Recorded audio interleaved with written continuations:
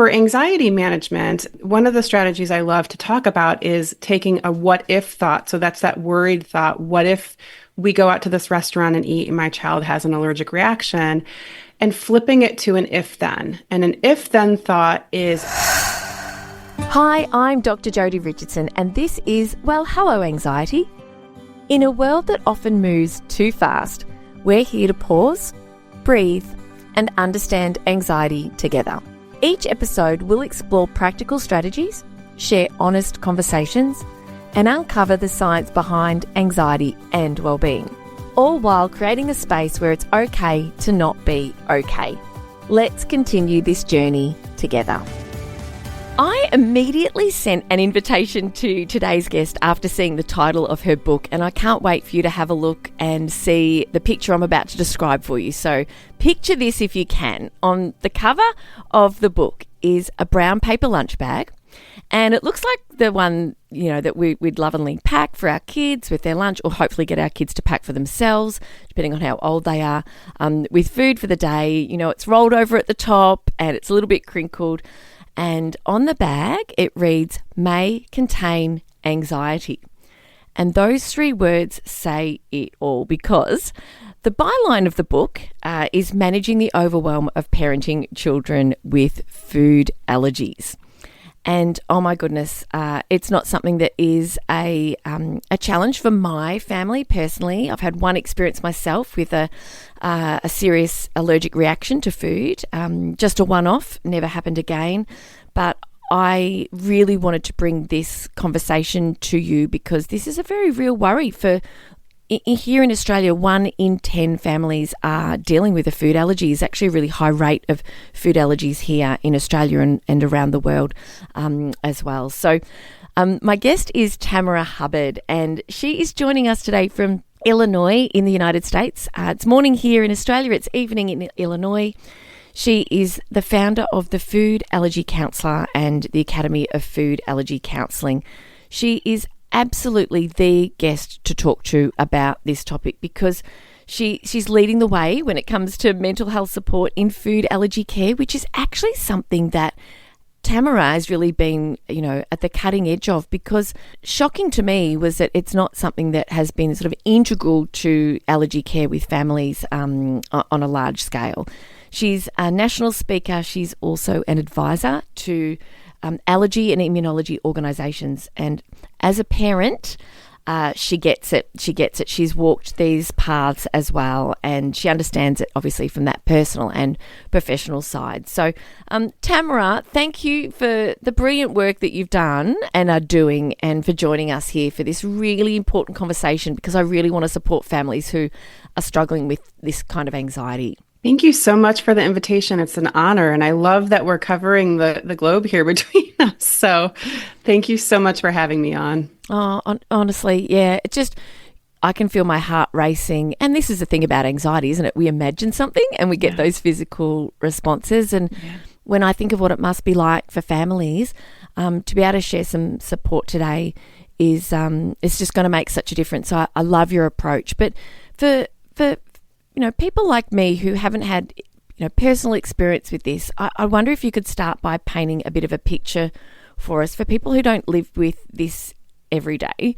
I can only imagine the label reading, the vigilance, the worry, always sort of being on guard and wanting to keep your kids pretty close to home. So can you give us a bit of an idea about, what it's like to, you work with a lot of families. There's so many questions I've got, but just kind of like how sudden can things come on? Can it come out of the blue? What about when this is now a part of your child's life? What is it like parenting a child whose life could be threatened by something they put in their mouth? Yeah.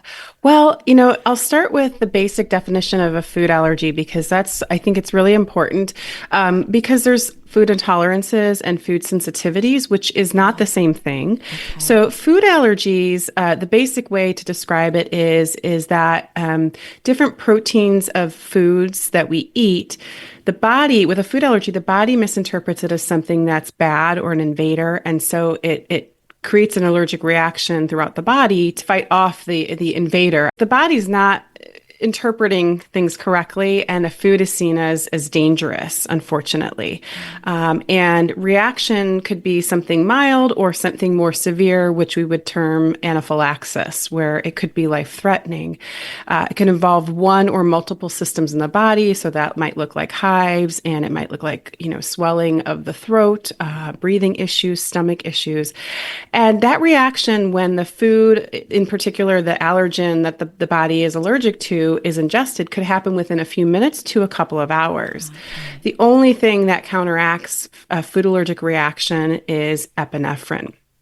And so it is really important to, recognize the signs and symptoms of anaphylaxis. But for a family who maybe doesn't have food allergies in their family, and they're introducing foods to their child, and this child suddenly has an allergic reaction, they may not be prepared for that. And so that can be really traumatic. And a lot of families, unfortunately, enter into the food allergy parenting space by way of trauma of an allergic reaction with their child.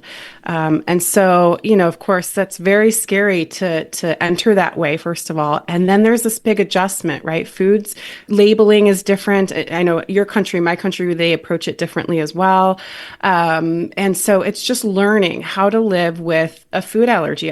This is the same with any diagnosis. A family whose child is diagnosed with diabetes, right? It's a new way of learning how to live, getting information to learn how to read labels, how to shop differently. Food is part of our daily life multiple times a day, right? At school, it's at work, it's in activities, it's everywhere. Mm-hmm. So it's a learning curve. We come in through some trauma, usually of an allergic reaction. We then have this steep learning curve a lot of the times. It's scary. We don't quite understand maybe how much or how little the threshold, so to speak, can cause our child to react. And that can be different based on each child's allergic profile. It's a lot. It's a lot. And that's just sort of the basic safety stuff. Then there's educating others about food allergies. There's advocating for a child's inclusion. The list goes on. So it's a heavy load for parents. It is such a heavy load. And I've just remembered while you were talking about one of my cousins.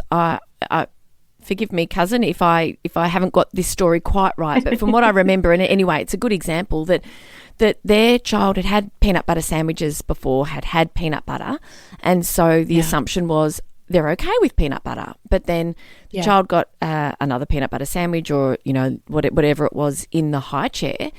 And mum's sort of pottering around, and all of a sudden turns around and the child's having a severe allergic reaction. And so that kind of taught me that, it's not necessarily the first time you eat a food that the allergy can show. Yeah. Yeah. I don't want to get into the medical side of things because I'm not a doctor and I don't want to misrepresent anything. But yeah, it can be oftentimes, the body's second exposure or subsequent exposure. It can be the first exposure, but it sometimes, and what you're getting at too is that sometimes things change, and adults can be diagnosed with food allergies as well. It's not just kids who have food allergies. So it might be something where you maybe have been able to tolerate it, and then the body changes, and now as an adult, for one reason or another, you can't. Or you might develop an allergy to a food, like over here in the States, shellfish for adults is a big one. So it can be where it's not the first time you eat the food or the allergen, it's a subsequent time when you eat it. And that can be scary too, because here you thought this food was safe, and now you're having an allergic reaction to something. Yes, it's and what you said earlier about a lot of families coming into the food allergy kind of world through a traumatic experience, or basically in an ambulance when something goes terribly wrong. I'm thinking about the primary school my kids went to.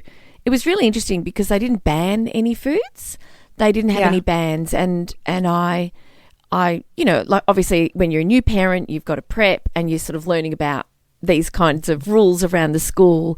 I sort of thought, oh, wow, because I know other schools will say you're not allowed to have nuts, you're not allowed to have peanut butter and the like, but our school's philosophy was around helping students with allergies really build independence in looking after themselves, educating all of the students at the school to be mindful, to be aware, to wash their hands. And I'll never forget, there was a year level my daughter was in, and if she had anything with egg, well, not that she actually took egg. I don't think that she took egg, ate eggs a lot at that stage. But if anyone had egg, they had to sit in the egg corner. There was sort of like in an way, if you're eating eggs, you've got to be in the egg corner, which I thought was pretty cute. But uncertainty and anxiety that's really what drives so much anxiety. And what sort of things are parents going through? Like what's the experience of sort of like a typical parent that you might be working with to help them sort of manage their anxiety and live a life that's still full and rich with lots of different experiences, despite the fact that probably what they want to do is keep the child with the allergies kind of very close by and, having this constant monitoring, which of course is not possible. And so they've got to go out into the world. The work that I do and what I hope my book helps people do is to find what I'd like to call a just right balance between anxiety and quality of life. It's completely understandable to be anxious about your child's safety when you're the parent of a child with food allergies. And as we both know in our fields, anxiety isn't a bad thing. Anxiety actually can help us take safety measures, precautions, and prepare. It's when that anxiety gets to a level where it's overwhelming and it's driving every decision you make. And we believe that then that anxiety is what's keeping our child safe. And so every anxious thought we have about, could this be dangerous? Is this not safe? We believe, and then we start to make our actions and choices based on that.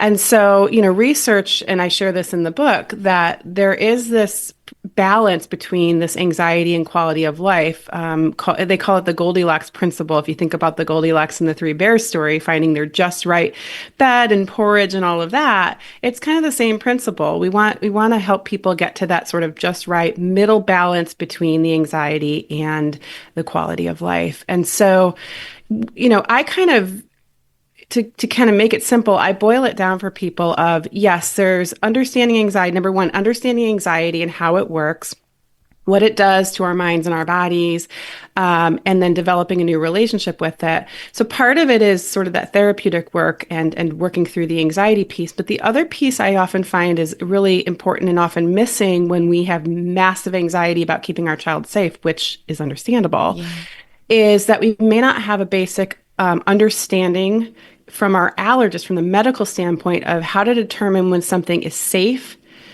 enough, and not safe. Right. And so risk of an allergic reaction, risk of being near your allergen, risk of something happening lives on a spectrum. But our anxious mind might tell us, and often does tell us, that any percentage of risk is going to lead to an allergic reaction. And even more so, it might convince us that it'll be a life-threatening allergic reaction. And so that's when we might start to over-avoid and pull back from quality of life experiences. I talk about this in my book, getting involved or getting hooked and stuck in allergy parenting traps, which are behaviors that in the short term feel like they're helping to keep our child safe. And they probably are, but in the long term, they can create a whole bunch of problems and challenges relating to our child's development or our own ability to sort of our wellness, not getting burnt out in this allergy parenting journey, keeping our kids from learning how to keep themselves safe, those kinds of things. So it's complex in helping parents and families managing food allergies, but the basics is we need to help them understand how their anxiety impacts their decision making and can lead to over avoidance beyond what's medically necessary with food allergies to stay safe. Take precautions, but sometimes we take too many and now we're avoiding everything. And then also making sure that they have the basic understandings they need in education to be able to understand what is safe enough, and not safe for them and their child.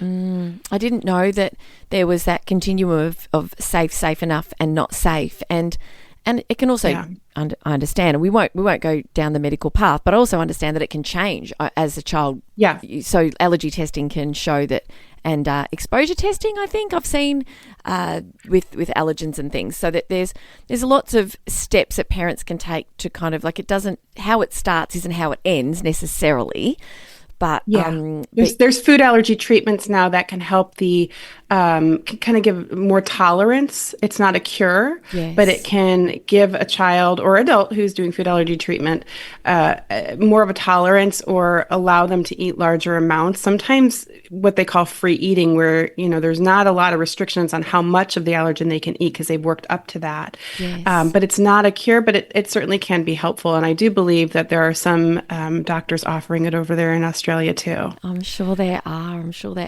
So you're at this real forefront of this niche in counselling around food allergies. It's something that you've obviously had a personal interest in and a very professional dedication to as well.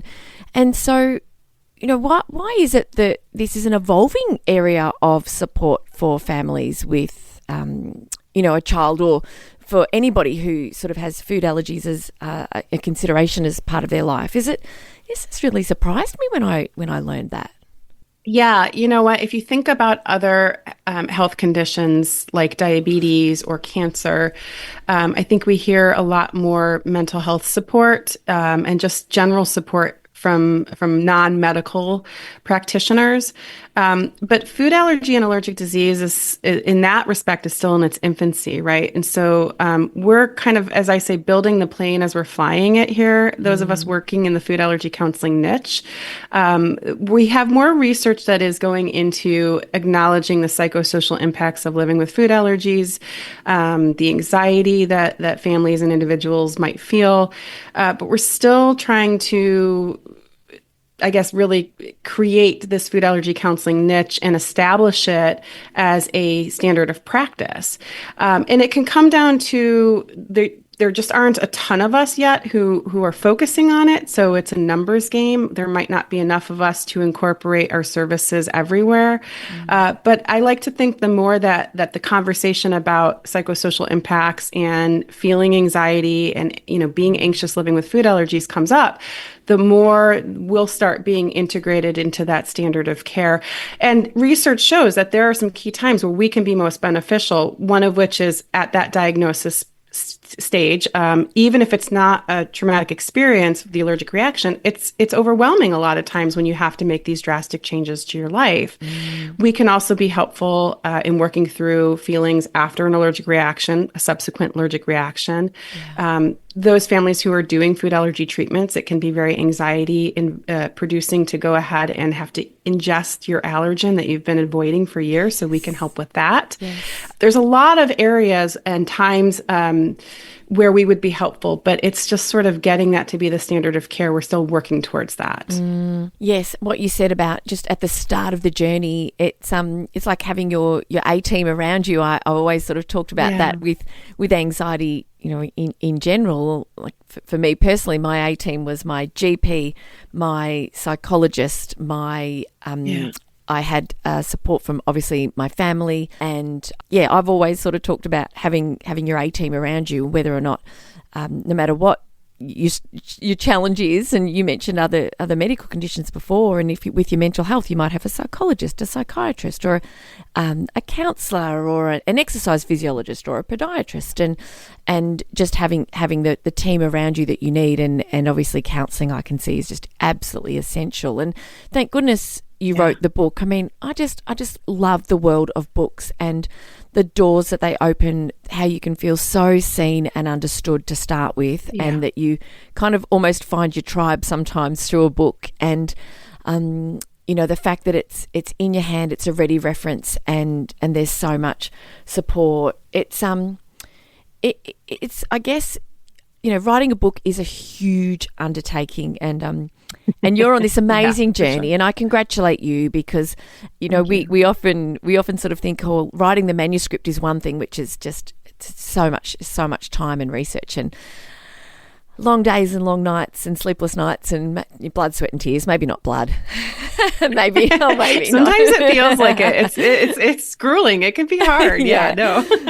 And then of course there's all the publication and distribution and everything. So what kind of you have to be really motivated to do something like that. So what was it that kind of like prompted you to go, right, this is, I need to create something that puts this in the hands of anyone who needs it? Yeah.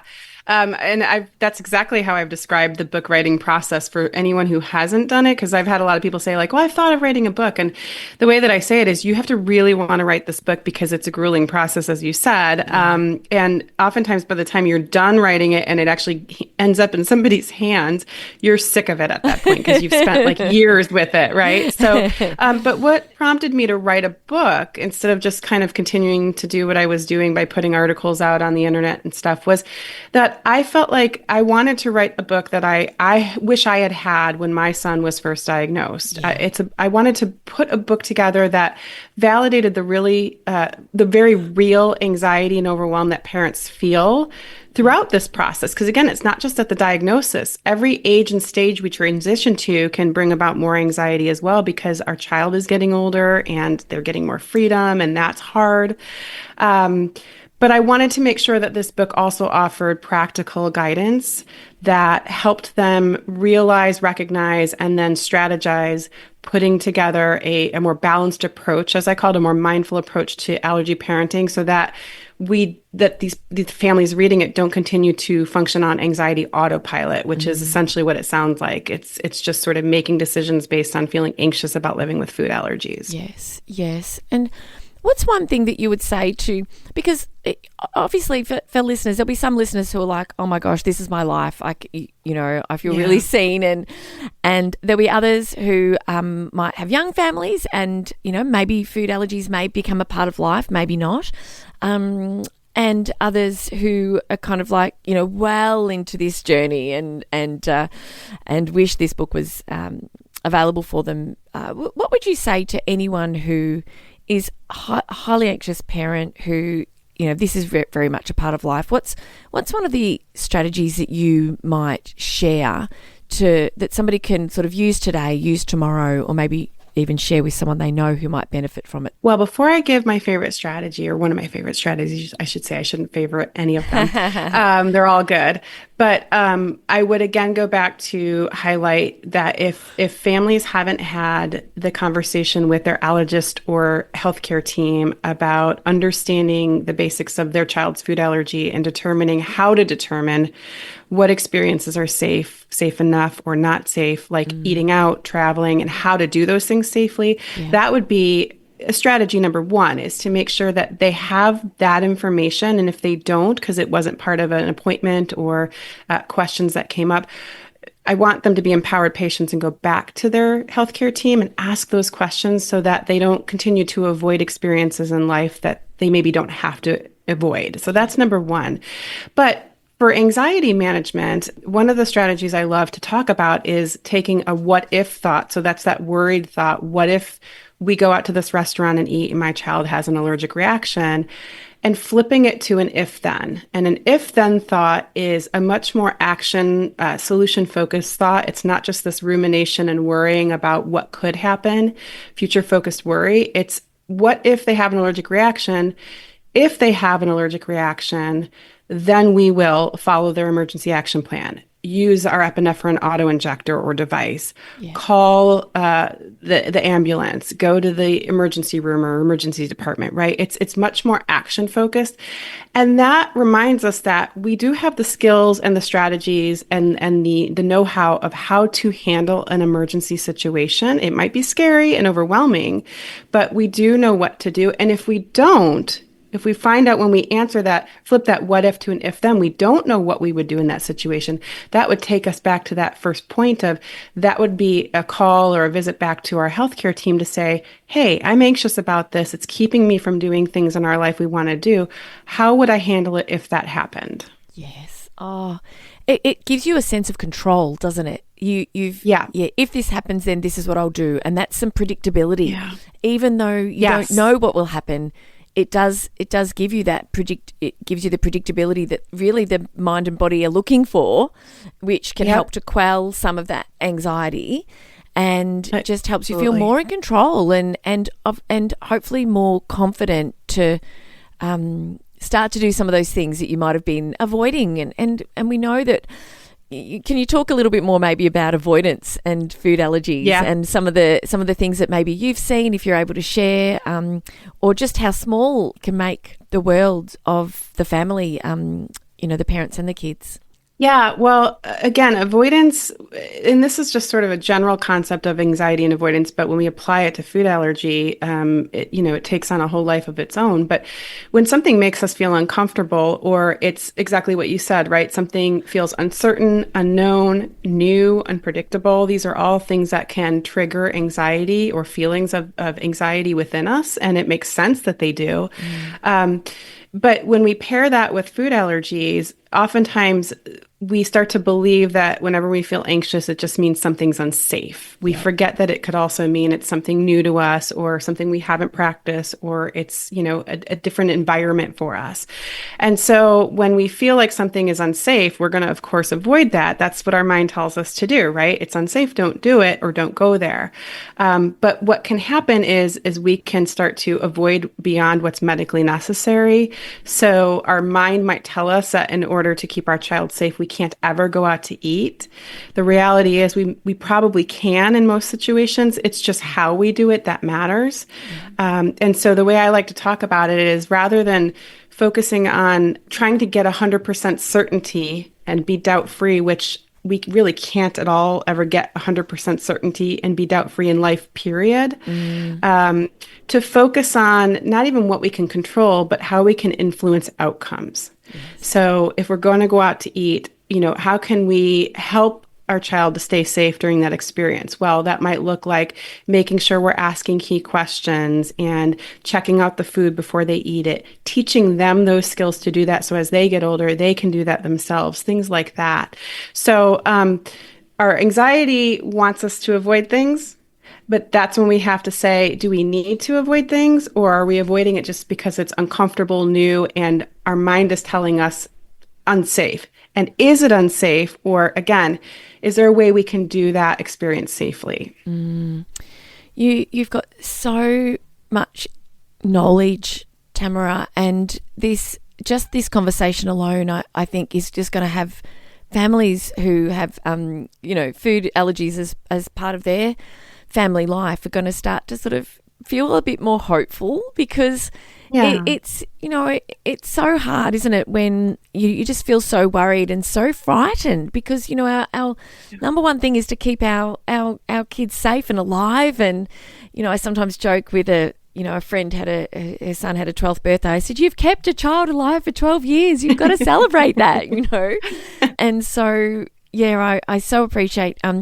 Before we talk about where listeners can get a copy of your book and learn more and connect with you, is there anything that we haven't discussed today that you'd like to share just before we sort of talk about the resource that you've written? The thing I would want families to know as we wrap up is just that there is hope out there, that if you're feeling anxious and overwhelmed parenting a child with food allergies, whether you're at the beginning of your journey or you've been doing it for many years, it is possible to find that balance between feeling anxious, having a great quality of life, and keeping your child safe. That intersection does exist. And so for families who feel like this food allergy diagnosis is cause for them to not have a full life, I would just say that's absolutely not the case. And there are ways to have a full life, even with a food allergy diagnosis. And I would just encourage them to reach out to their healthcare team to make sure they have all the information they need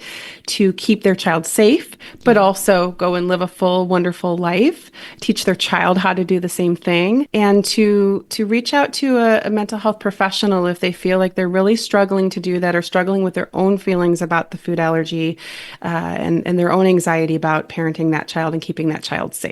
Oh, brilliant. Tamara, I've learned so much talking to you, and I know that this is going to be an episode that's so supportive and gives parents strategies and obviously a really brilliant resource and hope and more direction. And so thank you for your time. Thank you for staying up late to talk to me here on the podcast.